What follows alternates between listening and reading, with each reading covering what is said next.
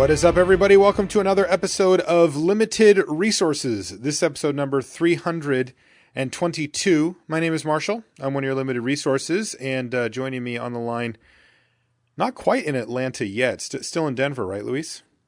Well, we'll see where I end up, but yes, I'm in Denver under about a foot of snow or so. Oh, so I'm hoping I get to leave. We'll see. I'm assuming that the airport there is used to that, or never really thought of it, to be honest. But flights do get canceled, so. Okay, well, Godspeed. It's Luis Scott-Vargas. That was the longest intro that you've ever had.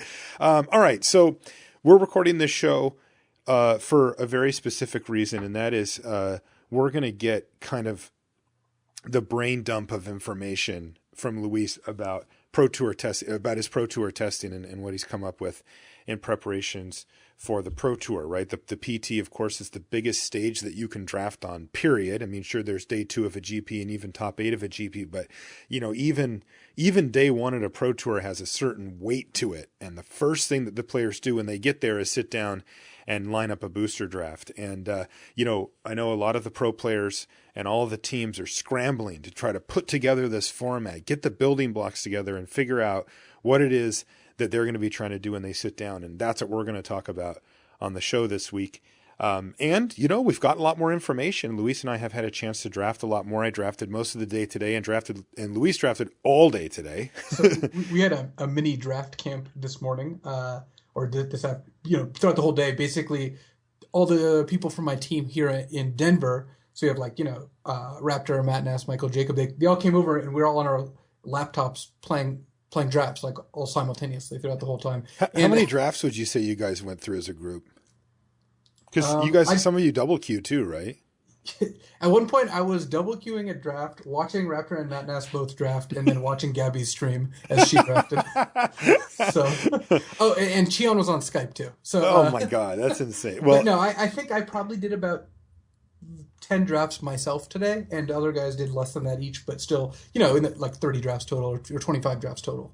Okay. So I for reference, I drafted a good part of the day today before going out to dinner with the lady, and I had and I did 4 drafts, but I also did pretty well in them. So that I could have done a lot more drafts had I bonked out in the first round. Part of it too is that as I try more experimental things as I do in the beginning, I get a lot of drafts in. Yeah, there you go. All right. So anyway, that's the topic for the show this week. Before we get into that, though, of course, I want to remind you that the show is brought to you by channelfireball.com. They've got Oath of the Gatewatch. We've been talking about it the last few episodes. This is the big new set, and it seems to have shaken up Limited in a pretty significant way. If you want to draft it at home, you can get it right now in Channel Fireball, along with all the singles that come in Oath of the Gatewatch to fill out any decks that you need. Alongside that, if you're planning on coming to Grand Prix Houston, it's February 26th through 28th. It's standard. It's the new standard environment.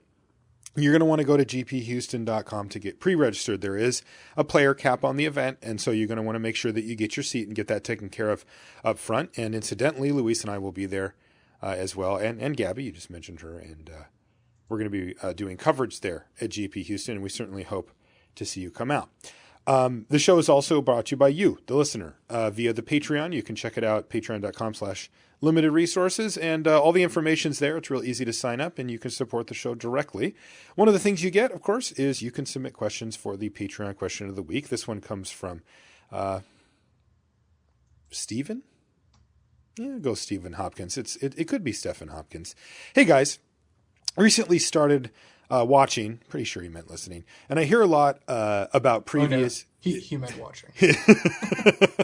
Soon.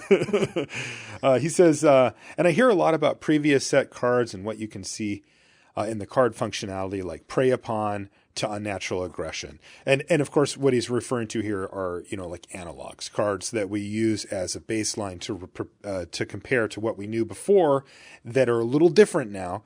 And we can help learn from that. He says, is there an easy way to determine how good these cards are before you play them, or do you just have to play them? I think it's a simple question, Luis, but I think it's a really interesting one, and it's worth us addressing here because I think the example he used was great. He said, okay, you guys are comparing Prey Upon, which was sort of the original fight card, to Unnatural Aggression. And we made that comparison. And I'll tell you what, basically all of the fight cards that they've made since Prey Upon, and including Prey Upon, have been pretty darn good. They've been, ranged from quite good to at least playable. And I'll say I fell for the trap of saying, well, it's a fight card. It's a little bit different than the other fight cards. It's probably pretty good to playable. And it turns out Unnatural Aggression was not. So the answer to your question, Stephen, is you do have, at least for me, I do have to play with them for the most part before I can just go, oh, this is just not working. This is not how I envision this playing out. But I'll tell you what, if you look at our track record, I think using those analogs as comparisons does get you a lot of the way there. I will say that Unnatural Aggression tends to be more the exception. But it also means that I don't want to get lazy and rest on my laurels, right? You don't want to say, well, I know it's a fight card, so I already know it's good, and then just move on. I want to make sure that I do actually play with it and find out for myself. Yeah, basically what we're trying to do, evaluating cards is tough. Marshall and I do a set review every time the set comes out. Mm-hmm. I actually do one for Construct as well, as do you on constructed resources. And one of the tools in our arsenal is the fact that you can look back at previous iterations of the card, and that'll help you set a baseline or make a comparison. It's not perfect, like you said, and Unnatural Aggression is a great example of one where it's like, hey, this has always been good, but you know what? This one isn't. So the cards that tend to trick us the most are the ones that look a lot like cards that are great but aren't. But at the end of the day, we play with all the cards, and that's when we actually can tell you with confidence what our rating of each card is. So we do a set review, and we say hey, this is us reading the set and looking at every card and judging it based on not really having played many or to most of them. Like we've played the pre-release and, seen whatever % of the set we have in actual play. But the vast majority of cards, it's just we're theorizing based on, our accumulated knowledge about Magic. Playing with cards is just always the best because there's a lot of format specific interactions and subtleties that you just can't get by looking at a list of cards. So sometimes there's a card that's awesome and you put it in a different format and it's not great, and vice versa. So even cards that are exactly previous cards can sometimes be deceptive. So the good thing about this is there's no big penalty for misjudging a card in that you'll discover your mistake and correct it. So yeah. And I do think that the tools and the methods that we use help get you pretty close most of the time, which is really good. Because you'll see people that are trying out cards in the early stages that are kind of just bad cards, right? No, that one didn't actually have the chance to come out of it. And, you don't want to be that person. Exactly.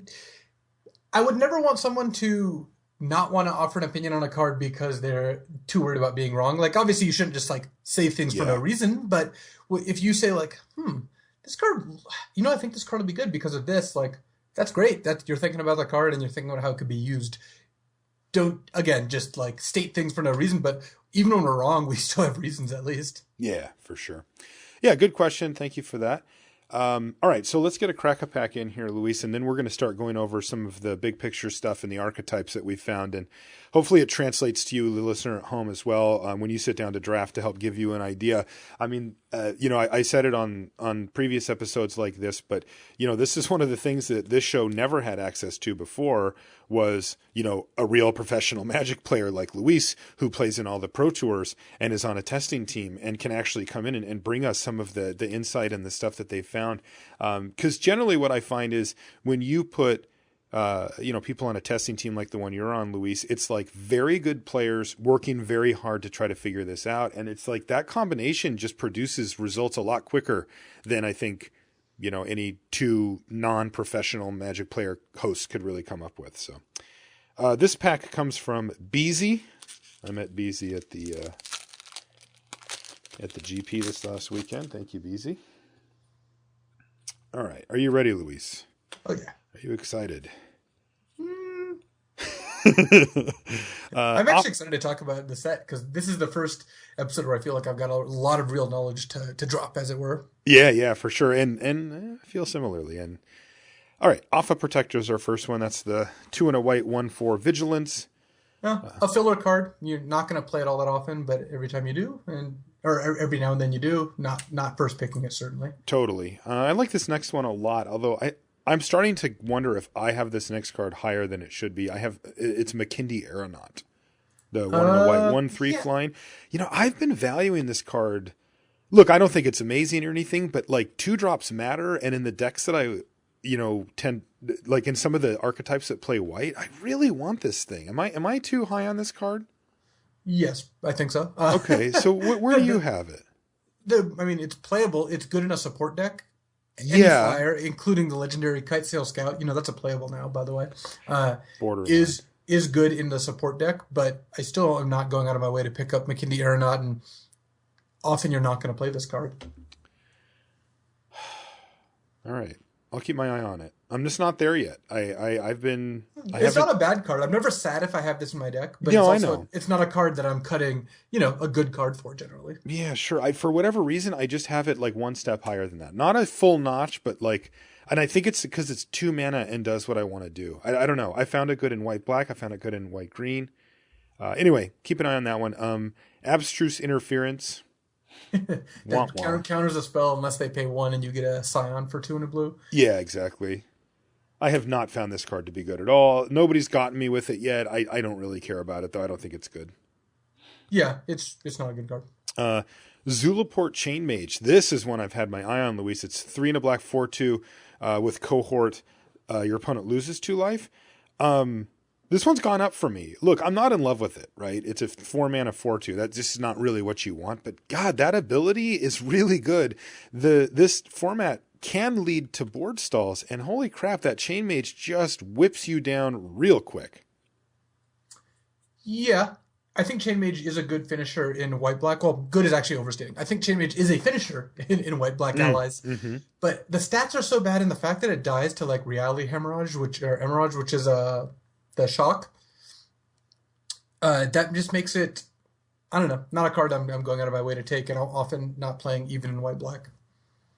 Wow, I have it a little higher than you do then. Look, you can make your McKindy Aeronaut Chain Mage deck. I'm not going to stop you. Honestly, I do play them together. I'm not even kidding. Yeah. I've played them both in the same deck already. All right, I'm in. I'm making my deck. Natural State, green, instant, destroy target artifact or enchantment with converted mana cost 3 or less. Just still in the sideboard. I haven't found any. And even then, it doesn't seem that great. No, I've not ever boarded this in. I expect to maybe not do so ever. Here's a pretty good card. Sweep Away. 2 and a blue instant. Return target creature to its owner's hand. And if the creature's attacking, you can put it on top of the library instead. I'm a fan. I've been playing it. Look, I haven't been blown away by it, but it's been solid for me. You can reset some support counters. And you can get your card back by waiting until they're in combat. Sometimes you even get a combat trick with it or whatever, and you feel pretty great. Yeah, I like Sweep Away. It's good in some of the blue decks, not necessarily all of them, but I'm not quite as high on it as I was during the set review. I'm the same. Even though I have enjoyed playing with the card, I have found it to be good in one of my favorite decks. Yeah, I'm a little further down on it than I was in the set review too. Seer's Lantern. Here's a big question mark card. So the 3 colorless artifact that taps for colorless, or you can pay 2 mana, tap it to scry 1. Where are you at on Seer's Lantern? I have been very impressed with this card. Have been impressed. It has gone up in my estimation significantly. Where it's not an every deck kind of card, but where I really like it is in controlling decks, especially ones that want colorless mana, because it fixes that, right? It gets you colorless. And having a mana source that then turns into a scry every turn, it just does 2 things that you want in a long game deck. It helps you cast your 6 mana cards, and it helps you not flood out when you're playing a deck full of removal and defensive cards. So, yeah, I'm not putting this in my red-white aggro decks or my green-white decks, but I am putting it in my blue-black decks, and I do think it's playable in white-black as well. I agree. Yeah, so far it crept from okay, I like this in control decks to I kind of like this in mid-range decks now too, but it still hasn't touched the fast decks. Core Sky Climber, 2 and a white, 3/2. You can pay 1 and a white to give it flying until end of turn. So compare this one to the Aeronaut for me. Where do you have these in relation to each other? I like the Sky Climber more. It's a curve. It's a card that helps you fill out your curve, right? When you play 2-drop into 3-drop into Saddleback, then this does just fine there. Mm-hmm. And then later in the game, it's functionally a 3 power flyer because once you have 7 or 8 lands in play, like it doesn't really you get to afford to activate it at every turn. So Yep. I like the card. I like cards that have a little bit of punch in the late game, but still do what you want them to do in the early game. I'm not really prioritizing this card very highly, but I think it'll make the cut more often than the air out well. All right, Oblivion Strike. The best common. It's the best common, right? One of the funny things about this format is there's not a big gulf between the best common and the best uncommon. There's no mythic uncommon is kind of how we describe cards. Yeah, even the gold cards, huh? Yeah, the gold cards are better, but they're gold. So like if you're pack one, pick one, and then right. Yeah. So like for example, I think Cliffhaven Vampire, the white-black 2/4 flyer for 4, that when you gain life it pings your opponent for 1. I think that card is better than Oblivion Strike in white-black, but if you're looking at them both pick one, pack one, you just have to take Oblivion Strike. Absolutely. So, and the best uncommon might be something like, Nissa's Judgment or Relief Captain, Devour in Flames. These are like around that area. Those cards. Grasp of Darkness. Right, Grasp of Darkness, exactly. Those cards are all very close to Oblivion Strike. This isn't, going back to like Fate Reforged where you had the Elite, Scale Guard or something like that. Scale that was just Elite. Yeah, that card was which was just stupid. Yeah, which was just head and shoulders better. Here, that's just not the case. And as such, if you see an Oblivion Strike, you should probably take the card. You're going to take it a lot of the times. Like that's my most common, as it were, first pick in Oath of the Gatewatch so far. Just because you see it often because it's a common and it's just a great card. So I think we've got not knowing the rest of the pack, which is a decent chance we take the Oblivion Strike here. Yeah, I think so too. And I've had that same feeling. I actually kind of don't like that. I'm already starting to feel like I'm auto picking Oblivion Strike first, and I'm kind of like, it's fine. Sometimes you take Isolation Zone instead. Yeah, that is true. And sometimes it's Boulder Salvo. That's the common I have the most of, by the way, Boulder Salvo. Oh, is it Boulder Salvo? Yeah, I've been impressed. I'm up to 10 right now. Jeez, that's fast. You have a lot of drafts. That's a lot. Gift of Tusks is our first uncommon. It's the blue instant that turns a creature into a 3/3 elephant until end of turn it loses all of its abilities and such. I have not played this card. I have not played against this card, and I don't plan on either. So that's the only time I've seen someone take that card was when Michael Jacob thought it was Pongify, which is destroy a creature, give them a 3/3, which from a previous set. It's not that. Gift of Tusks is very bad. You should likely not ever be playing this card. Next card's good. I've played with it a couple of times. Embodiment of Insight. This is the green version of this. Yeah. I don't like it as much as the red one, but this one's pretty it's not good. bad. It's 4 and a green for a 4/4 vigilance, and then your land creatures have vigilance, and when you play a land, make one of your creatures into 3/3 until end of turn. It is fine. The thing is, it's not even necessarily better than Tajuru Pathwarden, the 5/4 Vigilance Trample for the same cost. So yes, that's a good point. It's quite replaceable. It's certainly not as good as Oblivion Strike.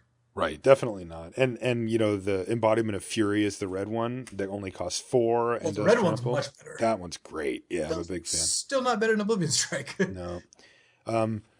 Poor Kazul's Toll Collector. He's kind of lonely. He's got all of his toys, but nobody to play with.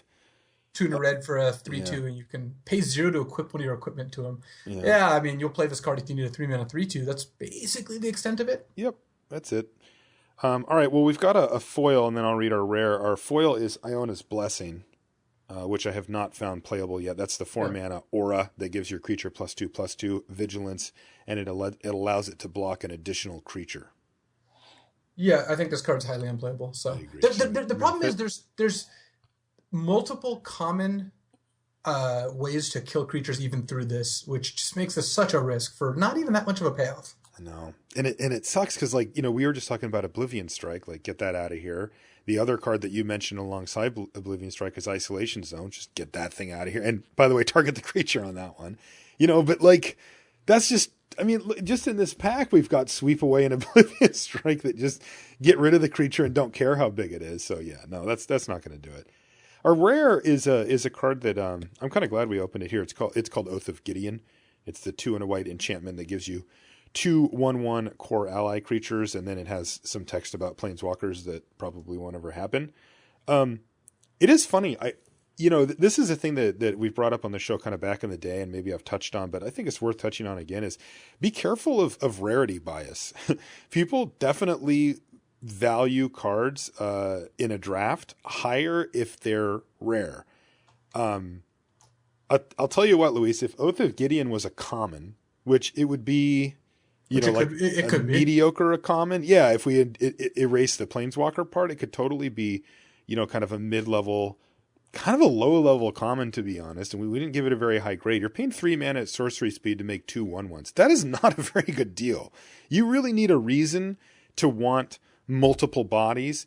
For example, when covering the GP this last weekend, and this was sealed, we were watching Matt Costa a lot because he was trying to play for a record that would qualify him for the Pro Tour this coming weekend. And so that was kind of one of the storylines that we were following. And Matt, in his sealed deck, had 2 Munda's Vanguard. 2 of them. That's the cohort that puts a +1/+1 counter on all your creatures. And so he was playing his Oath of Gideon, because he had a lot of value in having multiple bodies on the battlefield. But, I think if he wasn't, this would be easily a card that I could see cutting from your deck. It just doesn't do that much. But I see people play it all the time because it's rare, I think. Like that, at least that's my theory as to why they're doing it. Yeah, I agree that is something that can happen, that people do tend to overvalue cards because of rarity. So yeah, Gideon's Oath of Gideon is just not that great. No, it's just very medium. So Oblivion Strike is our pick. I'm just going to call it here. I don't think there's anything in this pack that really even approaches it. So that probably is going to be a consistent story that we tell ourselves throughout the format, that we first pick on Oblivion Strike. Okay, so Luis, let's just get down to business here. Let's just get right into the nitty gritty here. So, first off, do you have any kind of big picture views on the format? Yeah, I think that there's a couple things which are kind of interesting going on. One is that I think the decks overall are less focused than they were in Battle for Zendikar. You're not going to have as many linear decks as you did with the all ingester processor / devoid decks, or the all ally or the black-white life gain deck that's just very tightly focused. But there's, on the flip side, there are still a lot of cards which are good in certain decks, which means that you've got this weird combination of a deck that might not be overall that linear, but you still have cards that vary wildly between the different decks. So you have cards like the cards with cohort. Your black-white deck is going to look like more of a normal black-white mid-range deck. It only has just a couple cohort cards in it, but those cohort cards lose a lot of value once they leave the black-white deck. So right, exactly. The deck as a whole is less focused, but this is still a high synergy format compared to something like Origins, where you're still going to end up with a decent amount of cards that care about other cards. But that's not every deck. Like a deck like Green-White, it's really just looking at the casting cost and the power toughness. It's not really looking at that much in terms of actual synergy. So I think that that sort of thing is just good to keep in mind, that you're going to look at a card like Blinding Drone or Cultivator Drone, which are great in the blue colorless decks, but could be very bad to unplayable in other kinds of blue decks. And trying to figure out where cards want to go, I mean, that's part of the trick. The other thing is that it's weird that there's these 2 common removal spells that exile anything for 4. Isolation Zone and Oblivion Strike. It's there's these 2 just no questions asked, kill anything spells at pretty decent rate.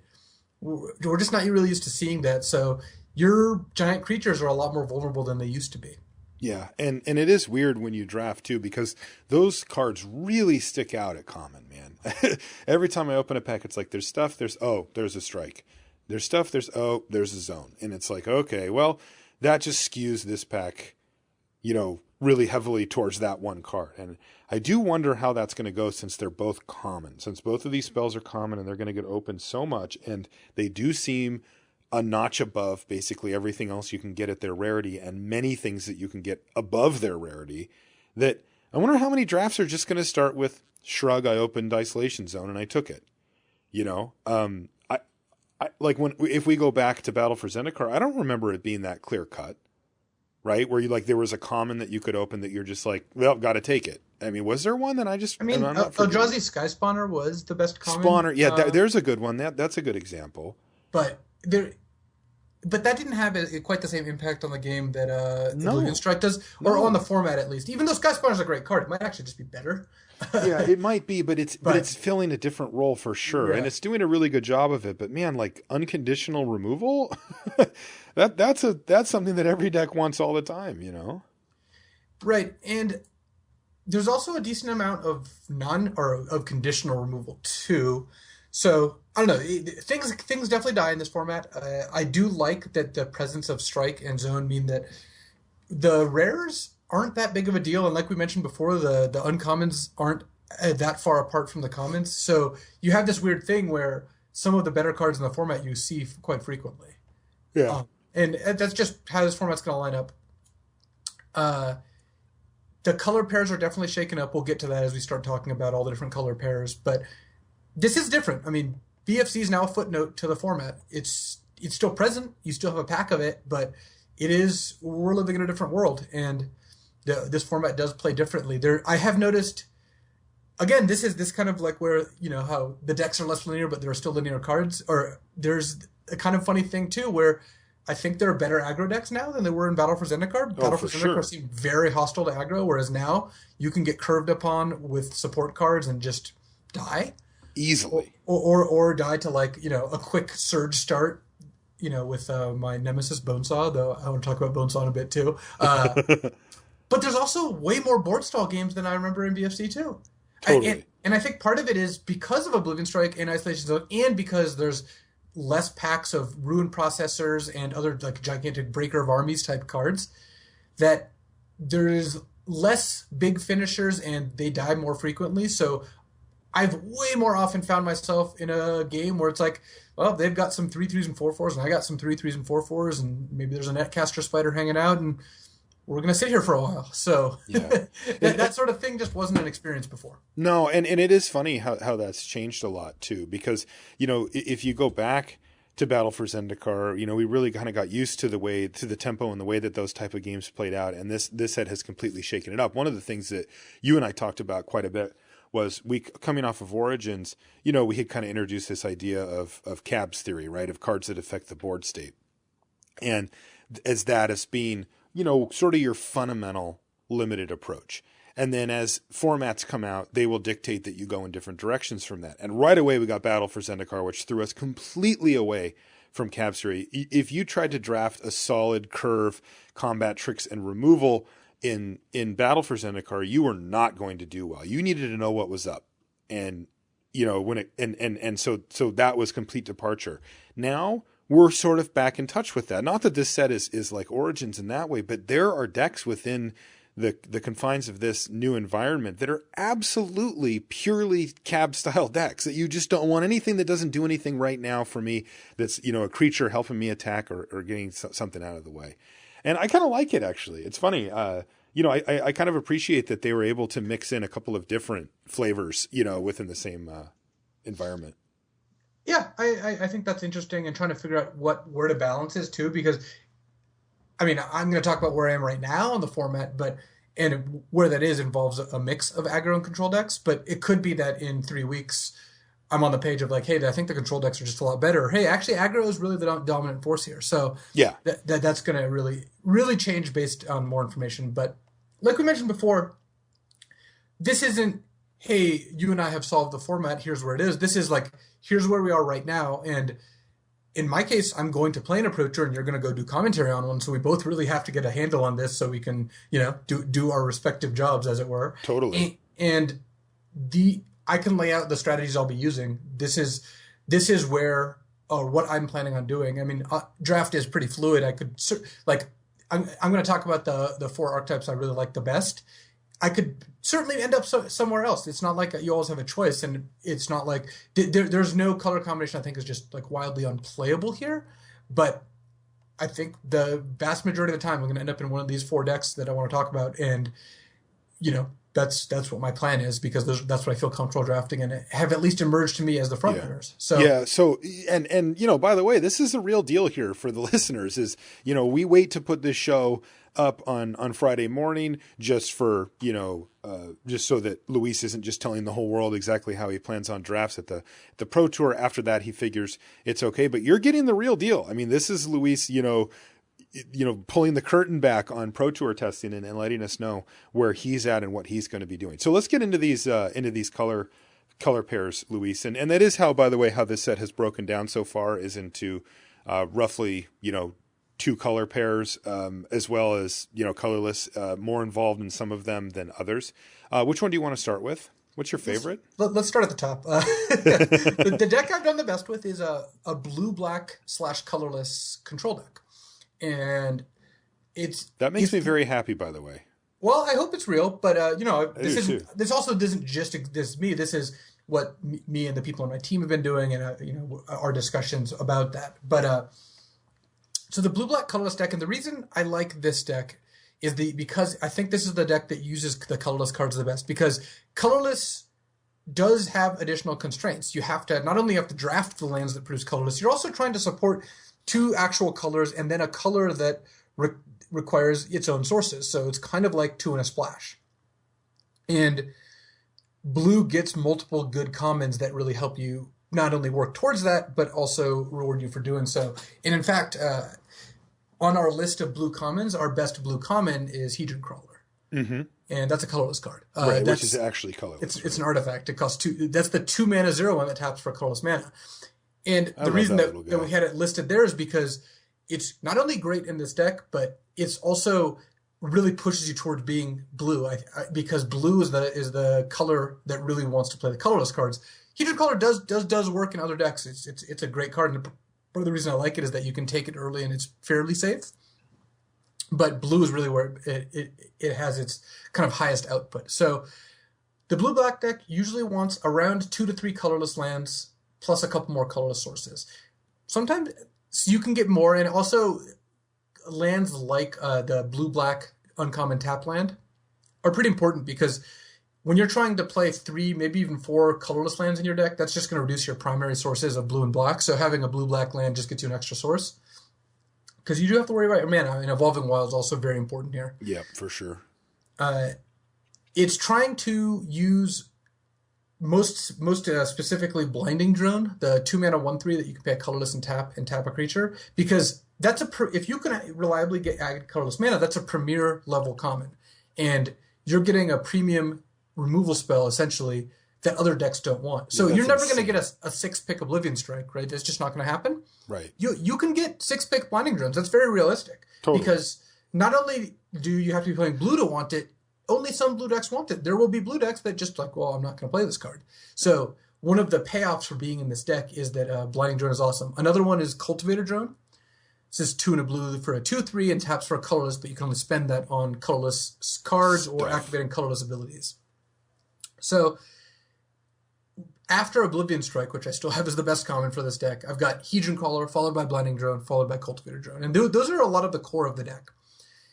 The other cards that really kind of give you the colorless payoff are Kozilek's Shrieker. This is the 3/2 that you can pay a colorless to give +1/+0 in menace. This card's impressed me. It's impressed me too. I'm surprised you have it here in this deck, though. I found that it's a good blocker because it can take out a 4 toughness creature. Okay. And when you do want to attack, this actually does a good job of turning the tables. Okay. So it fits just well enough on blocking, and it's good attacker when you're trying to finish the job. So some of the other colorless cards you're looking for: Slaughter Drone. This is the 1 in a black 2/2, and you can pay a colorless to give it Death Touch. And then you have cards like Kozilek's Translator, the 3/5, which add colorless. And this deck also uses normal blue-black control cards like Vampire Envoy, Containment Membrane. Sure. These are just good commons that help control the game. One card which I like more in this deck than most other decks is Sweepway. This is the bounce spell we were talking about. Yep. Because this deck often does pass with its mana up, because cards like Void Shatter, the uncommon counterspell, or Spell Shrivel from BFZ, I think are fine cards in this deck. Okay. And then a card that hasn't actually impressed me that much in this deck is Dwar Isle Avenger, the 4 and a blue for a 3/3 flyer that surges for 2 blue, 2 and a blue. Just because this deck doesn't have that many low drops to surge it out and isn't really trying to beat their opponent down. So like turboing out a turn 4 Dwar Isle Avenger is not really something that this deck needs to do. It's still a playable card, but I'm not really going out of my way to do this. Okay. And so how would you describe this deck in general? It is control-ish because it's playing, 2 3s that tap for mana and 3 5s and 1 3 tappers and sweep away Oblivion Strike, Containment Membrane, just trying to, and Vampire Envoy, like the 1/4, like just trying to stop your opponent from killing you by blocking the small creatures and killing the big ones. The fact that it's got Sweep Away, Containment Membrane, Oblivion Strike, and Blinding Drone as answers to big creatures is really good, because the mana creatures like Cultivator Drone or Kozilek's Translator also do double duty of being good on defense, and then if you can deal with the big things, that gives you time to play your finishers, which, funnily enough, usually come from Battle for Zendikar, because Rune Processor is one of the best cards for this deck. And there's cards like Breaker of Armies. These are like, kind of big Eldrazi that you don't really see as many of in Oath. And that's the other thing about this deck is the impact or what it gets from Battle for Zendikar. And this deck's pretty high on the list of decks that you benefit from the third pack. Part of it is that you can easily kind of have a mini processing ingesting theme. Okay. Oblivion Strike gives you a good exiling card, and you're gonna, if you play 1 or 2 Oblivion Strikes, that you've got that option there. There's also Thought Harvester. That's the uncommon 2/4 from Oath, which exiles a card whenever you play a colorless card. Yeah, it's got flying. And then you also have Void Shatter, the counterspell, and just a couple cards like that. And then all of a sudden, once you get to Battle for Zendikar, people are passing you Merc Striders with 3 cards left in the pack because no one else is even close to being able to use them. Yeah. Yeah, and then the Merc Strider has died. Right. And you can wheel Mist Intruder now because, again, no other deck wants them. So you're still not going to have a heavy theme because it's still just one pack, but I've frequently found myself playing like 2 processors and being very happy with them.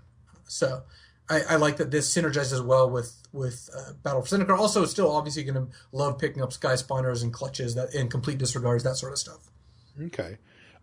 One piece of a deck like this that I'd be used to seeing, and that didn't make the list here, at least of the ones that you had kind of your eye on, and I'm not really surprised, are card draw spells. Right. The problem is comparative analysis is just not good. It's just sucky, right? Yeah. It's 3 and a blue, draw 2, and Surge for 2 and a blue. The problem is you want to be able to cast your Divination on turn 3 so you can hit your 4th land drop and smooth out your draws.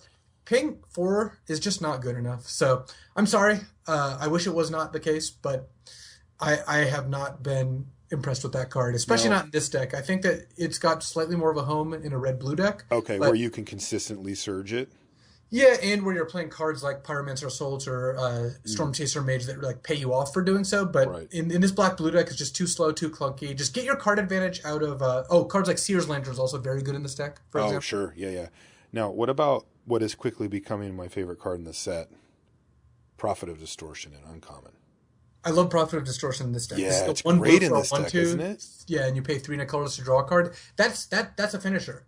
Totally. One of the decks actually I streamed with, it just had a Prophet, and it won almost every game by going like, play some blockers, play a drone, kill one of your guys, Prophet, draw a card, now I'm drawing 2 cards, now I'm drawing 2 cards, and it's just all of a sudden you just overwhelm the board. And and that is a key thing to remember about it, right, is that it's not tap, it's 3 and a colorless, draw a card. So if you have 5 mana, including a colorless, you can play it and activate it. And even if they're like, oh crap, I got to kill that, you still got your card back. Make sure, there's definitely going to be times when you're playing against an opponent and you've successfully stabilized the board, and you want to make sure that you do play it with enough mana, because as long as you're not in a hurry, like, you don't necessarily want to risk that card. It actually becomes the most important card in the late game in a stall out, because you can just straight up outdraw your opponent. So make sure you at least get your card back out of it if your opponent, isn't playing that much of pressure to you. Right. And this deck, part of the reasons you get into it too is if you open a kind of expensive Eldrazi rare, they tend to go well in this deck. I also like that this deck has, between Cultivator Drone, Kozilek's Translator, then Kozilek's Channeler in Battle for Zendikar, and plus the Seer's Lantern, ways to cast 7+ mana spells. Like Void Winnower is a card I cast today, and it was great. So, okay, and some of the rares out of Oath of the Gatewatch as well. Yeah, any of the big Deceiver Eldrazi Reform rares. And the 7 and 8 mana spells. Right. Okay. Another card I wanted to mention was Essence Depleter's great. That's 2 and a black for a 2/3 that you pay 1 and a colorless to drain your opponent for 1. It's really good in this deck. It just lets you sit back and drain your opponent for 2 a turn until they lose. Seems like it's perfect in the deck too, because you're already trying to play colorless, and you're already kind of producing a lot of extra mana, and that gives you a place to put it. So this is one of my favorite decks. There's also an offshoot of this deck, or a slight modification of it, which I've only drafted once so far, so I can't really say whether it's a thing or not. But that's a blue-black devoid aggro. I haven't seen it yet. which is basically take the same deck, but add in Sky Scourer, the 1/2 that gets +++ when you play a colorless card, and more low drop guys, and then some Swarm Surges. Okay, sure. And just instead of some of the control elements. And it worked, and that deck happened to work, but I don't know if that's like a real deck. So yeah, I just thought it was a kind of funny footnote. I've seen the shell of that deck as well, but I still don't know if it's supportable, multiple times. Okay, so blue-black / colorless Eldrazi control. That seems to be your favorite deck, and I had a bad version of that deck that I could see some of the pieces coming together that you've mentioned here, but I haven't had a chance to draft it. But this next one I have had a chance to draft, which is red-white aggro.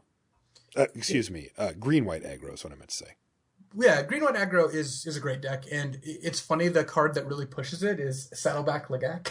It really is. Which I think is the best green common. It's funny, but it's great. It is a great card, and this deck's very simple. Deck is not high on the list of, synergistic decks. Like the blue-black deck, clearly a lot of synergy there, right? It's trying to pair colorless cards with these guys that tap for colorless and have colorless activations and control and all that. The green-white deck is really, all it's trying to do is curve out, play a support card, play a trick, and kill your opponent. And it basically doesn't care what any of its cards are, minus the couple key cards. So the two most important cards for the deck at common are Isolation Zone, which is still just going to be the best. Yeah. And Saddleback. Saddleback really is what pays you off for going 2-drop into 3-drop. So the other, good cards for the deck are Scion Summoner. Stalking Drone I found to be pretty good, just because it's a 2-drop that has additional bonuses, because every now and then you pick up some colorless sources. Ondu War Cleric, Shoulder to Shoulder as another support card. And then, cards like the Aeronaut that you like, cards like Kite Sail Scout from Battle for Zendikar are actually pretty, funnily enough, good in this deck. All you're trying to do is play cards in the first couple turns and play a support card. So this deck it's got a lot of interchangeable pieces, which is that's a strength, by the way. That's a huge draw, yeah. When you don't need specific cards, you just need cards with specific casting costs. Every pack that you see just has a higher percentage chance of having the cards you want. Whereas the blue-black deck, sometimes it'll see plenty of blue commons that just aren't the right ones, even if they're good. Whereas the green-white deck, maybe it would rather play a Stalking Drone instead of an Ondu War Cleric or Makindi Aeronaut, but it's not really going to be too unhappy if it plays the different one. So now the interesting thing about this deck, Luis, so this deck actually won GP Nagoya, the one that happened in Japan, but the player who won it took a really hard stance on this green-white aggro deck, and I'm curious to hear. How so? Well, so I want to know what your thoughts are. So there were 3 1-drops for starters. One of them was Kite Sail Scout. One of them was Expedition Envoy, and one of them was a Cliffside Lookout. So kind of varying levels of play. Like Kite Sail Scout's a card we just haven't really touched, and frankly, Expedition Envoy is not a card that really saw much play either. Cliffside Lookout saw a little bit of play, but those were all in there. Also, it played 2 copies of Lead by Example, which is the 1 in a green instant that says support that 2. card's very playable in this deck. And 3 Shoulder to Shoulders as well. So and then it also had a Relief Captain and 2 Legax or something like that. So this was a sweet deck. Are you willing to play those type of cards? Are you going to play your Kite Sails? Let's say you get 2 Shoulder to Shoulders, a Saddleback, and a Relief Captain. Like a nice little package of support cards there. And maybe 1 Expedition Raptor. I'll throw that in there for you too. Are you trying to maximize on going 1, 2, 3, 4, or are you still saying, well, look, I have some standards here. I'd rather just start off at 2 and not have these cards that can potentially be very bad in my deck. A great example that we just used was the Kite Sail Scout versus the Makindi Aeronaut. Right, the Aeronaut's okay at most stages of the game, and the Kite Sail gets progressive, way worse the later you go. Are you willing to kind of go all in like that, or do you prefer, do you think that the more middle ground version is where you want to be?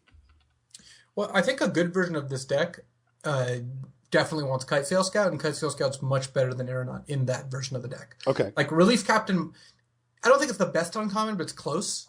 And going 1, 2, 3 into Relief Captain is basically unbeatable. It's unbelievable when you face it down. I think you're just this isn't real, is it? Right. Between the 3 common support cards, Lead by Example, Saddleback, and Shoulder to Shoulder, plus Expedition Raptor at 5 mana, 1-drops are fine in this deck, and all the 1-drops you named are ones I think you're going to be happy in this deck. So Kite Sail Scout still is the kind of card where if your opponent plays one on turn 1, and this isn't what it used to be before. If your opponent played it on turn one, you're just like, okay, awesome, this card's not very good.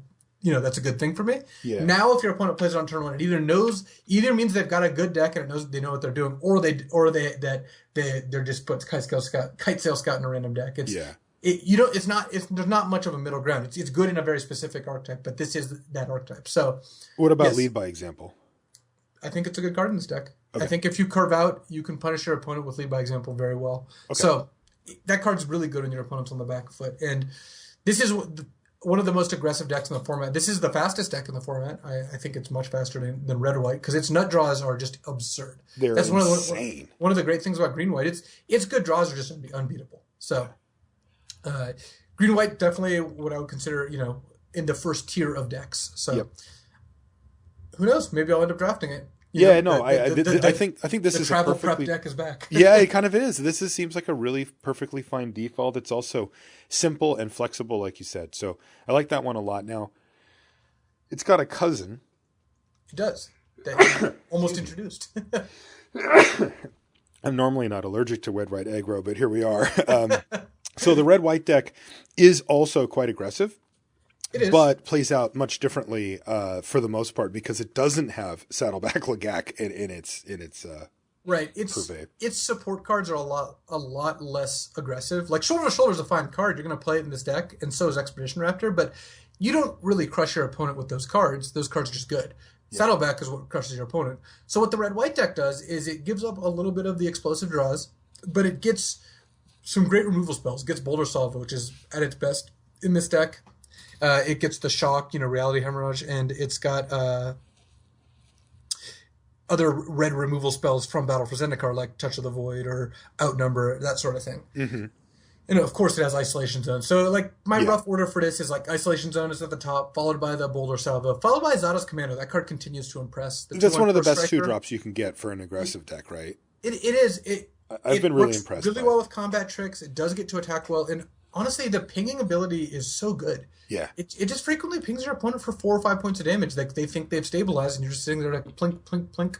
Yeah, and that's your 2-drop, right? Right. That's the thing that's so great about it is that you can even draw it in the late game and have them go, oh no, I have to deal with. I'm at 6, right? And they've completely, I'm at 6 and I've stabilized the board, and you're like Zada's Commando. Normally, I'm cheering for you to draw a 2-drop at this stage because that's how I'm supposed to get back ahead after I've stabilized. And now it's like I look at my life total, I'm at 6 life, and I'm like, well, I can't sit here forever. I now have to find either a route to victory that kills me before that does, or I have to kill it. And that's a lot for a 2-drop. 2-drops are normally like, yeah, sure, you got your 2/2, whatever, ignore it. So the next card is one that has gone up in my estimation a lot also, and that's Akum Flameseeker. Mm-hmm. This is the 3-mana 3/2 ally that has cohort of discard a card and then draw a card. So what this card does is it gives you a lot of protection from Flood while also just being a fine card to play on turn 3. Mm-hmm. A 3-mana 3/2 does what you're looking to do, especially if you're playing 2-drop into Isolation Zone, your blocker attack you, and then it lets you just sit on I've got 5 lands in play, I can play all my cards, and I'm just going to keep looting. So I have found that this deck has a lot more punch into the late game than something like green-white because of Zada's Commando and Akum Flameseeker. Those 2 cohort commons really give this deck legs. Yeah. It means that your opponent can stabilize and you can just loot 3 times and all of a sudden play 2 removal spells in the same turn and the board is significantly less stable. Yeah, totally. Another card which I have kind of on par with the Flameseeker, is really going to depend on your deck, is Goblin Freerunner, the 3/2 menace that you can surge out for 1 in a red, and it costs 4 mana normally. So that brings us to Bonesaw, red-white is one of the decks where I think Bonesaw has become playable. And look, this isn't us walking back completely on Bonesaw, because I've gotten plenty of 15th pick Bonesaws, and I've had a lot of decks where I would not even consider playing it. But red-white is one of the rare decks where I think it's good. I don't think it's good in green-white. You should not be doing it there. But in a red-white deck with multiple Goblin Freerunners, and you've got cards like Boulder Salvo, and then cards like Zada's Commando, where an extra point of power is really a big deal. Mm-hmm. Bonesaw might be worth a slot. It also really helps with the Weapons Trainer, the red-white gold card, the 3/2 that gives all your creatures +1/+0 as long as you even just have an equipment. So which nobody else wants. Right. Not only on color, but just on, like, nobody's splashing for it or anything like that. So you will get the ones that are opened at your table if you're the red-white drafter. Once you're at 3 to 4 surge cards, especially free runners, because those are the ones you really want on turn 2, yeah, you can start looking at a Bonesaw. It also goes well on, like, small flyers, that sort of thing. So it's the kind of thing that I think will still get overplayed because people will just want any excuse to put Bonesaw into their deck. Right. But, I mean, they do. It's just, that's just I know, dude. I've seen it. and so that's why it's tough. When I'm saying these, like, Kite Sail Scouts and Bonesaws are, like, now playable cards, that means people just all of a sudden are like, yep. Green light. I'm putting those in every deck. And it's like, that's not really what we're trying to say here. But I will admit that a Bonesaw is a card that you can lean on in red-white. So, okay. And then cards like Core Scythe Master are fine. Expedition Raptor are fine, that sort of thing. Red-white is, again, kind of a curve-based deck. It's going to tend to have a few more removal spells, a slightly better late game than green-white, but still kind of the same sort of thing. This is also a little heavier on the allies because you don't even have to go to your way to pick up allies. If you pick up the cohort creatures, a bunch of your other creatures are just going to be allies, like Goblin Free Runner or Core Scythe Master or whatever. Yeah. What about BFC? It actually doesn't get a lot from BFC. It gets Touch of the Void and Outnumber and Stone Fury, though that's even getting to the point where it's expensive enough that you're not super excited. Yeah. It also will play McKinley's Slide Runner and Valakut Predator. Those cards are fine. This is not such an ally-centric deck that you don't want non-allies. You're just going to play those. Also, no one else is going to take your Resolute Blade Master if that card gets opened, so you could easily see 1/6 pick. That's not too unreasonable. But a lot of the better white commons of BFC are not great in this deck, like Sheer Drop, Smite, Gideon's Reproach even, are not like cards you're super excited about. So you're not getting quite as much as some of the other decks. I like this deck, by the way, this red-white deck. Yeah, I do think it's one of the better decks. It's a solid deck. Again, the first 4 decks here are the ones I think have stood out to me as being the best. Yeah. And the last one here is White-Black Allies. By the way, this is my favorite. I think this is the best deck, at least currently. I like it. I have it at number 1. I don't know if I have it at number 1. My biggest concern with this deck is that sometimes you don't have a good win condition. Well, that's because you didn't put Zulaport Chainmage on the key comments list where it belonged. I did have it mentioned under. I see that, but it should be up a little higher on our list. I think I actually have it above at least 2 of the cards on the list. Let's get into the thing, and we'll talk about it then. What this deck's trying to do is it just plays a bunch of defensive creatures and uses cohort to gain a bunch of life and to stop your opponent from doing anything. Grind. And it leans on the fact that both white and black are the colors that have these unconditional removal spells. So, unsurprisingly, the key commons, Oblivion Strike and Isolation Zone, 1 and 2. Bam. It's one of the big pulls to this deck, for sure, is that they just get the best removal spells in this set at common. You just get the best ones. Right. And it's followed up by a card which has overperformed, and I think the secret is out. Vampire Envoy, the 1/4 flyer that when it becomes tapped, gain a life. The card's just great. It's a great really blocker, plinks your opponent when you need to, and it obviously works quite well with cohort. Yep. The next card down is Ondu War Cleric, the 2/2 that cohorts and gains 2. This card's really good too. It's very Tapping good. a Vampire Envoy to gain 3 life a turn while still being able to block if you want. That's part of what this deck does. It just sits there and does that a bunch of times using Oblivion Strike or Isolation Zone on their 1/5/5, and they can attack with their 3/3s, and you kind of take over the game from there. So this is where I would put Chainmage in. Above cards like Expedition Raptor and Spawnbinder Mage. That's right. Which I don't think are key in any way. The top 4 commons are a lot more important. Yeah, maybe it might turn out that every version of this deck just wants a Chainmage, but drawing multiple Chainmages seems like one of the easiest ways to lose just because it costs so much mana and can get killed by like a 1 to 2 mana spell. But yes, I agree that it is does fragile. let you kill your opponent. Look, it wants to be a 2/4. It really wants to be a 2/4 in this deck, and it would be insane if it were. But even as it sits, I found it to be enough of a threat that once you stabilize the board, having a Chainmage or 2 going just plummets your opponent's life total so quickly. And sometimes they reality hemorrhage your Chainmage and you're super sad about it. But in all the other times, you're in pretty good shape. And this is a card that I've used the most to finish off my opponents. I think that it still blocks fine. Like it's still 4 power blocker, which can trade up for, or maybe trade evenly for some things. And I really think that it's a key part of the deck. When you get up to the uncommons, you get some really great stuff there too. Primarily Malakir Soothsayer, which I think is A+ premium, not A+ on our grading scale, but big, 2 thumbs up, awesome card that you want in this deck too.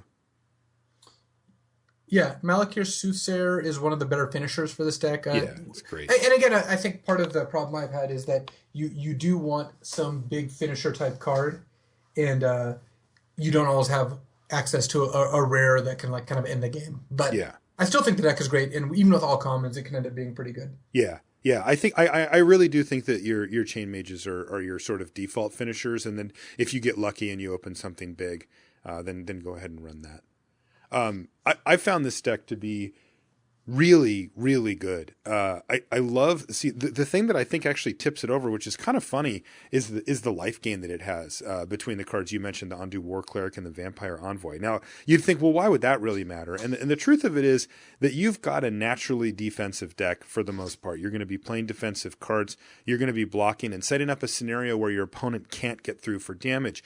But as we all know, there are still decks that can kind of curve out. You can get some support stuff going on, or some combat tricks, or just like 2 creatures and 2 removal spells to remove your first couple of things, and they can get your life total relatively low, and that can put you in a very precarious situation. But this deck has the ability with Envoy and War Cleric to really bring itself back out of a slow start, and it doesn't necessarily have to have a slow start either. This deck can absolutely come out and keep up with you. The other thing about it is that since you get Oblivion Strike and Isolation Zone, that means that you kind of don't care about their massive bombs. When if they're going to play some huge Eldrazi or whatever, fine. I have an answer for it. It's a catch-all, and I don't really care what you're going to do. The thing that I love about this deck too, that I think it is the highest on this ranking of all of them, is that you get the best stuff out of Battle for Zendikar for this one than any of the other decks, I think. At least the ones that I've drafted so far, this is the one where I felt like a kid in a candy store by the time Battle for Zendikar came along. I felt like my deck got a lot better, in Battle for Zendikar, where the other ones I'm kind of like still sorting out what goes where. But I mean, you get all the white-black cards like Colostra Healer, Bloodbound Vampire. Yeah. And part of the reason it's so awesome, like you're saying, is that you're going to get cards you'd be happy to first pick, 5th or 6th pick pretty frequently because no one else wants them. It's the same reason I like the blue colorless deck. I like getting 5th pick Blinding Drones. Well, in this deck, I like getting 5th or 6th pick Colostra Healers. You're bound by what actually gets opened, but people aren't taking your best cards because you're set up to take advantage of them. Whereas, red-white would love Touch of the Void, but red-black's also going to take Touch of the Void. So is red-green. You're not going to get that card really late. Same with Eldrazi Skyspawn or Clutch of Currents. But the key cards for this deck, Drana's Emissary, you can certainly get 4th pick just because not anyone else is in the actual white-black combination. Right, and like you mentioned, the Colostra Healer, I mean, I don't know if you've noticed, at home, but like if you look at the black and white creatures that come out of Oath of the Gatewatch, they're almost all allies, just like anything that's not colorless is basically an ally. And when you play Colostra Healers in a deck like that, it's just triggers every time you cast a creature. It's just dumb. And if you remember back to Battle, you would have to like kind of finagle your list to get it so that you could get as many allies as you could in there. And it was really hard to get it so that it was virtually all allies. And it's not nearly as hard now. So I in my mind, that's the best deck. If I could pick what 2 colors I was going to play when I sat down, and I would pick white-black. Yeah, I like white-black. I think I like blue-black a little bit more, but I'm really happy to hear that, by the way, because I just want to draft that deck. I'm hoping it's good. But so those are the first 4 decks that I like. I mean, there are definitely other decks in the format, and like I said, it could just end up in a different place because part of the key with draft is being flexible, because sometimes you're getting past all red and green cards, so you should probably draft red-green. This is not a format where these 4 decks are so far above everything else I won't consider anything else. There have been formats like that, by the way. There are formats where it's like, hey, look, these are like the 3 to 5 decks that I think are good, and I don't think any of the other decks are just on par. These are just the decks that have stood out to me initially. Blue-black, white-black, white-green, and white-red.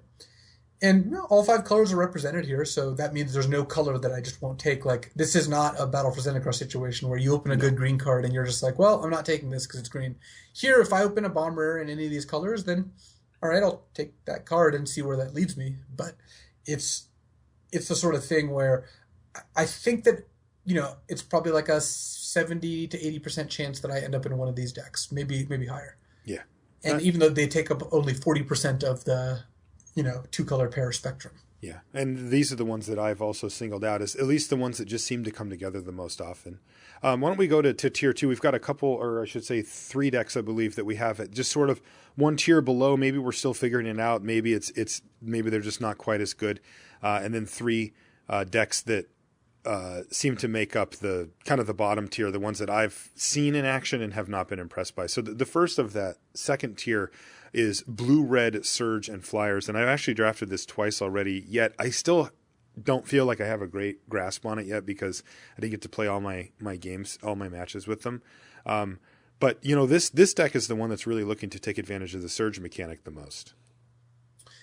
Yeah, it's an interesting deck. I don't know where it falls exactly yet. Right.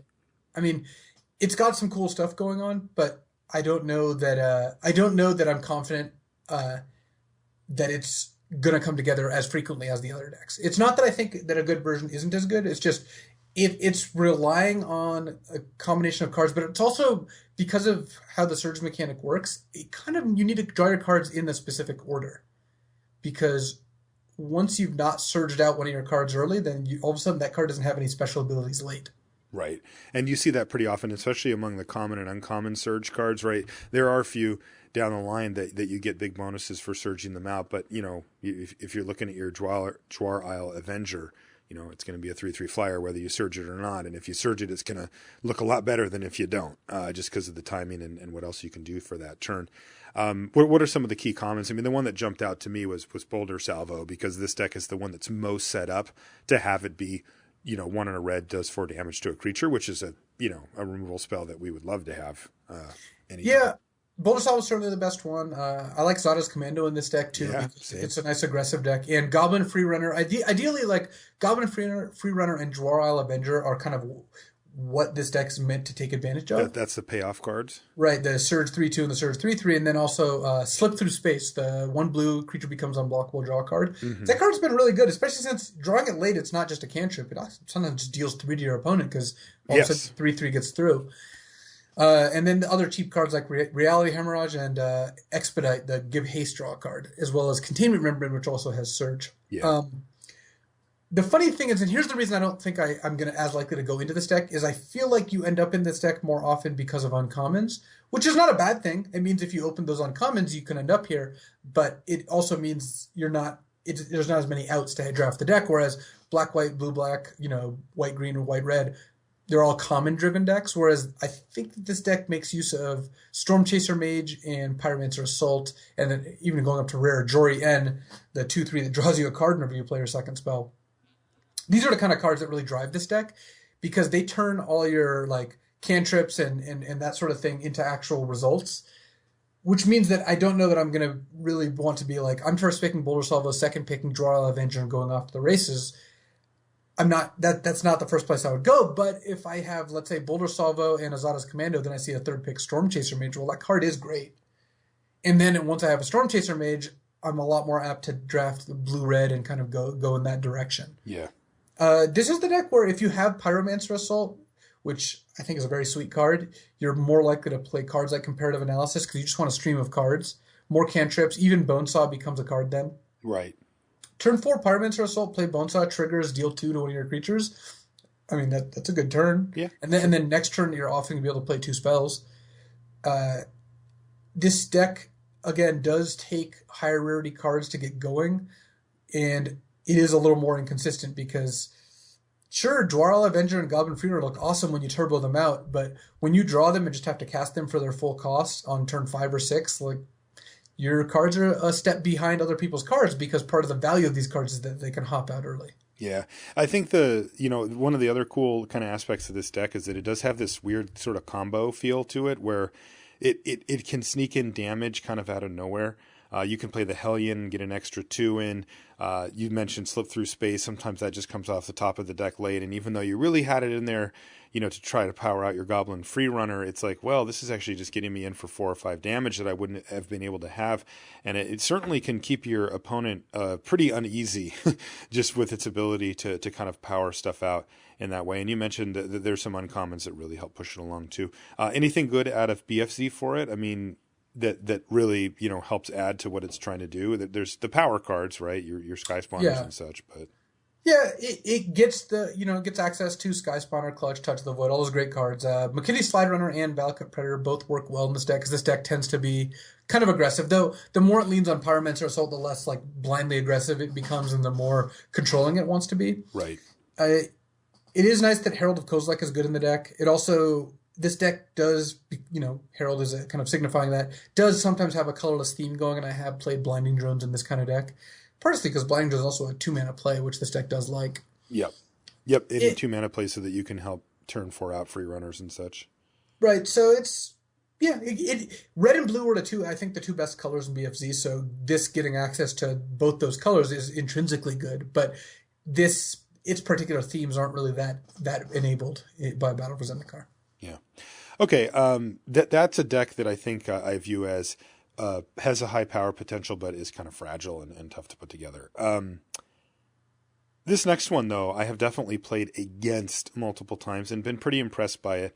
It's black-red devoid aggro, and there's some really nice pulls into this deck. But I think when I think of this card, the first thing that comes to mind is Sky Sower. That seems to be. You were mentioning earlier about how Blinding Drone can slip through the cracks and really only get to the person that really wants it, which is somebody who's playing blue and playing colorless and playing quite a bit of it.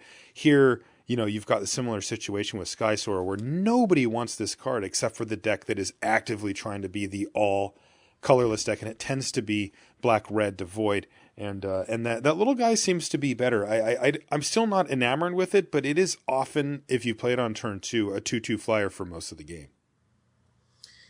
Yeah, it's the kind of card that when it's good, it looks awesome. But a lot of the time that you play it, I don't think it's going to look particularly great. No, and it's also a bad top deck, and it definitely has issues. But this deck is trying to be aggressive, right? It's trying to get in there and fight and get you dead pretty quickly, and that's one of the tools that it gets, that you can pick those up really late because nobody else wants them.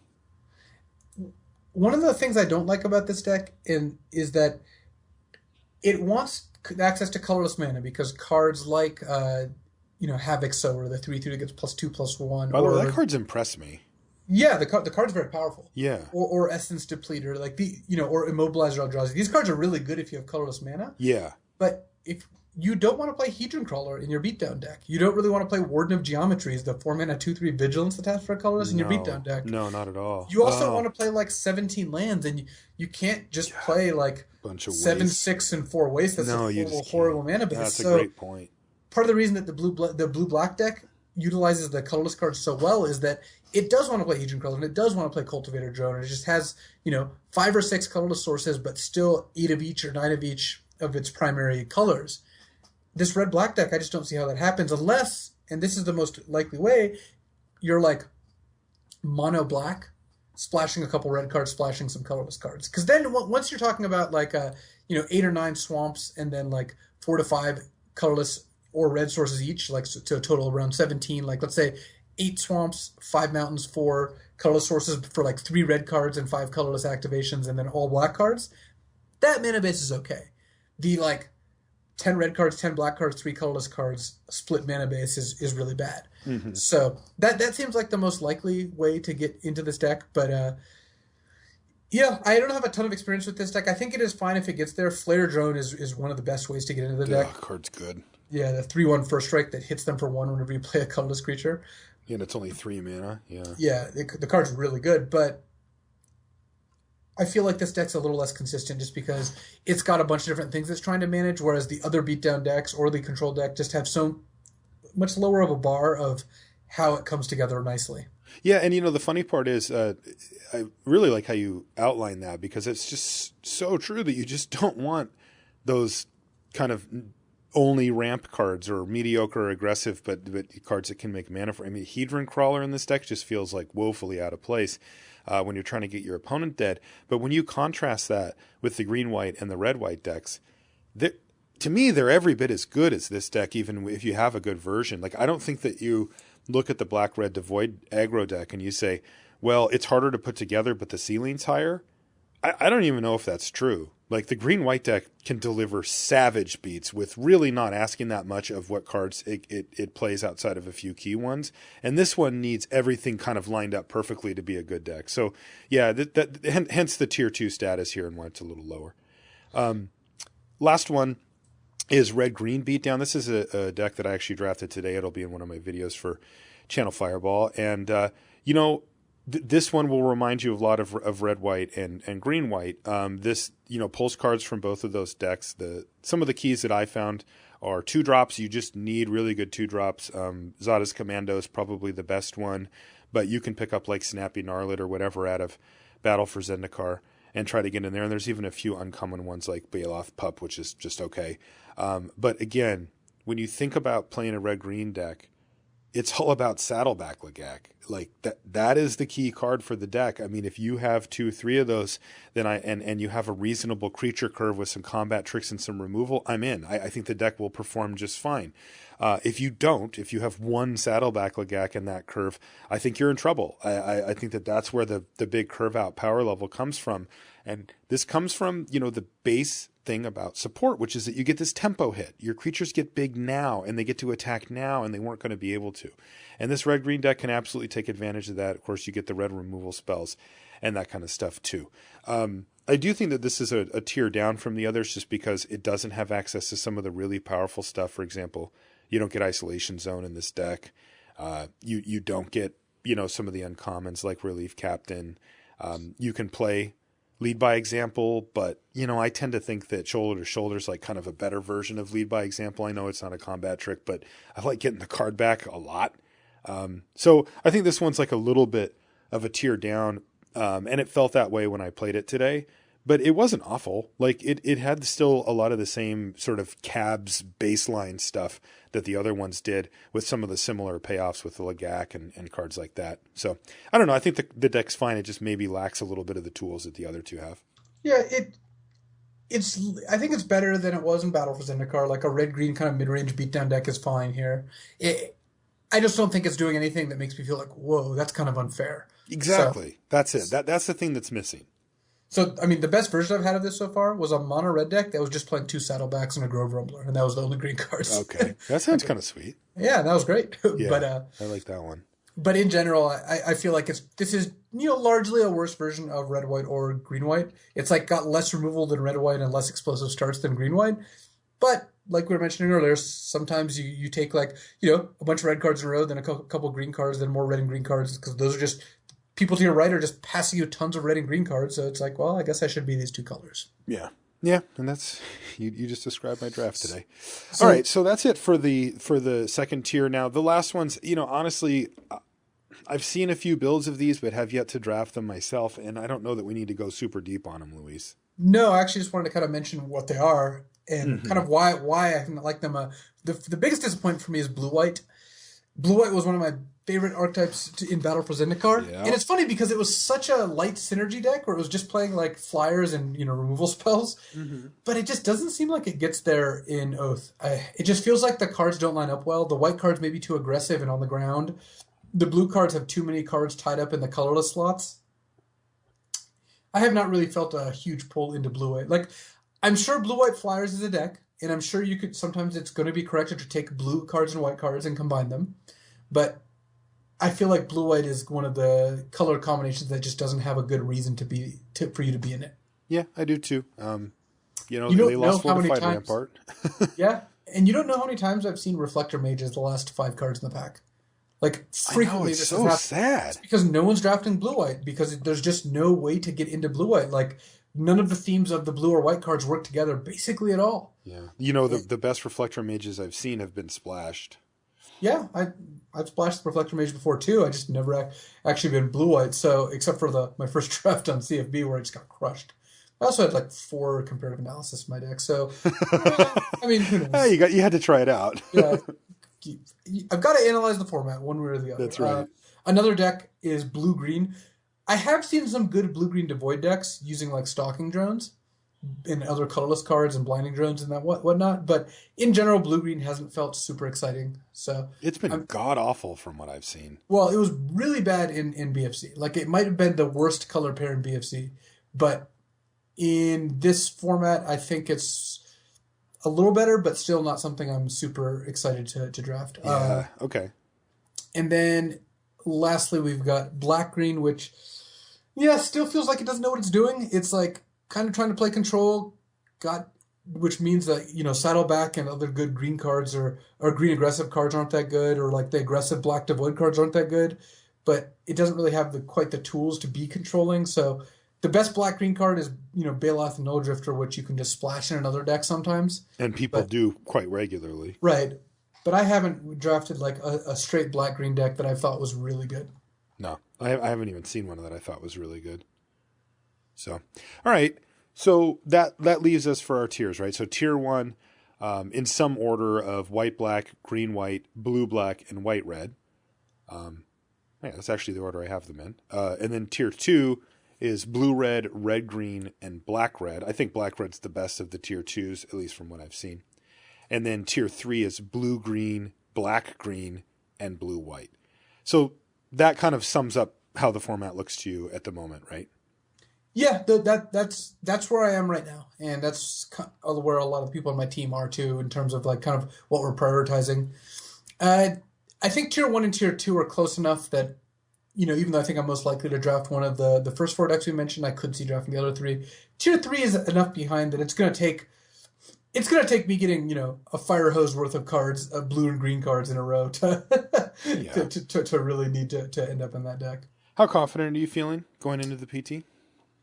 I mean, you never get to like fully flesh out a draft format before you get there, but do you feel like you have a good foothold? I'm really looking forward to the draft portion. I'm feeling like I've got a good handle on it. I've played with enough of the cards and kind of gotten a good feeling as to what's going on. And it also helps. I mean, look, I'm capable of drafting beatdown decks, and in the formats where you draft beatdown decks, I will draft beatdown decks. I'm always happier when it's decks that kind of play to what I like to do, because Magic's, I like having fun while I'm playing. And part of it is that like I am better at playing the control decks, I think. So having white, black, and blue, black be among the better decks really is nice. Though I won't be sad if I get a good green, white, or red, white deck either. So I think if this is even anywhere close to accurate, the fact that two control-ish decks and 2 aggressive decks look like the early front runners, that's pretty cool. That offers a good wide range of experiences. I think you're going to have... I'm going to set the over-under on Chain Mages in your day 1 draft deck at 2.5. All right. I've got the over. I will take the under. You're doing it, buddy. I'm telling you, man, you're just going to just crush them down with these chains. All right. Well, it's Friday morning. Good luck in your draft. I will need it. I don't know what constructed deck I'm playing yet, but I don't like any of my options. So. Okay. Well, hooray. That sucks. All right. Well, that is going to do it for the show this week. Hopefully it helped you get a good picture on how Luis and I are viewing things so far, and can translate over to your drafts at your local shops this weekend, and maybe even in some PTQs or something like that as they come up. That will do it for the show this week. I want to remind you that the show is brought to you by channelfireball.com. Again, make sure you go there if you need to pick up any Oath of the Gatewatch to do your own drafts, and check out gphouston.com if you're planning on coming to the Grand Prix at the end of February.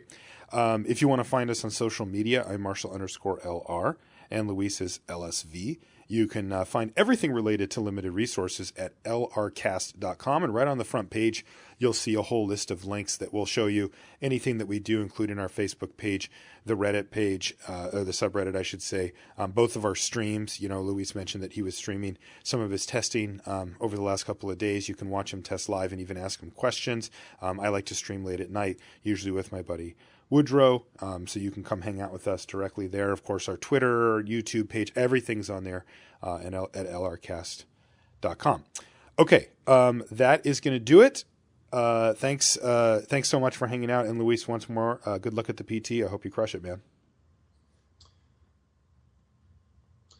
It's funny that you mentioned you've been streaming more often, and I've been streaming my prep. I actually kind of wanted to talk about streaming and Twitch in general, because I didn't really realize this till recently, but a ton of my interaction with Magic is now through streams. And I've really gotten into it. And this isn't me like trying to like plug the fact that both you and I stream, though we do, and I think that is fun. It's more that I would really highly encourage people who haven't really checked out streaming to check out streaming or consider streaming themselves, because I think it's a great way to get, first of all, instant feedback on what you're doing. And honestly, if you're streaming and you have 4 people watching, that's awesome. You have 4 people watching your draft and maybe talking to you about the draft. And in even channels where there's not a ton of people watching at once, that means that actually the discussion can be really good. And it really can. I don't want to interrupt, but I had an example of this. You're going to anyway, I am. Yeah, there was a good example of this. Longtime listeners and friends of the show, Matthew Ore MW and Zach Zvazda, right? Mm-hmm. They were drafting. It was some combination of old Mirrodin when that was online. And there was just 4 or 5 of us watching, and they, I was kind of more passive, but the other guys in there were giving them advice and talking it through, and they were playing together on their stream. And I just felt like there was a lot to be gained there. So I definitely know what you're talking about with that, streaming for yourself, because those guys just started streaming recently. And I got to say, it really felt productive to be in that chat room and listen to what people were saying about the format and about the plays and stuff. Yeah, it used to be that sometimes people would ask, hey, what's a good way to get feedback? Is try making a draft video and showing it to your friends. Streaming, I think, is just by far the easiest way of doing that. And I think I don't know, I've at least gotten a real sense of community. I watch a lot more streams than I used to. Part of the reason I started streaming was because I watched so many streams. I like watching Hound Paul Cheon or Gabby Sparks we mentioned, Kenji Newmont the Nummy. These are a lot of people we've had or will have on the show as well. And just I think it's a good way to watch people talk through what they're doing in Magic. A ton of people, draft is the most common thing that people play anyway. And I don't know, this feels like one of the new areas where Magic is expanding and doing really well. And I just kind of want to encourage people to take a look, because I found the community to be very welcoming. I think that Magic streams in general have a lot of awesome viewers and people who want to interact. And I've gotten to know a lot more people through doing all this. And there's a lot of different, streams that I like to watch now. And I don't know, if you had asked me 5 years ago whether I would want to watch someone else play Magic or play a video game, it would have sounded kind of insane. But yeah, I like doing it. I watch a lot of streams now, and it's a lot of fun. And if it's not something you'd considered before, all I know is I found it to be fun and a really good way to improve at Magic. And it's not hard to set up yourself. Anyone can do it, and you can start streaming Magic. And I think that's where a decent amount of people have started streaming, and I think they've been really happy with it. So this is kind of I don't know, some public service announcement that I think streaming's pretty sweet. So I've got something really important to end on here. Oh, what's that? Did you know that I watched your last stream while preparing green beans for dinner? That's it. That was it. That's the important announcement? Yeah, that was it. If what you're trying to say is that you could be doing other things while watching streams, that is also true. I'm going to leave that for the listeners to decipher.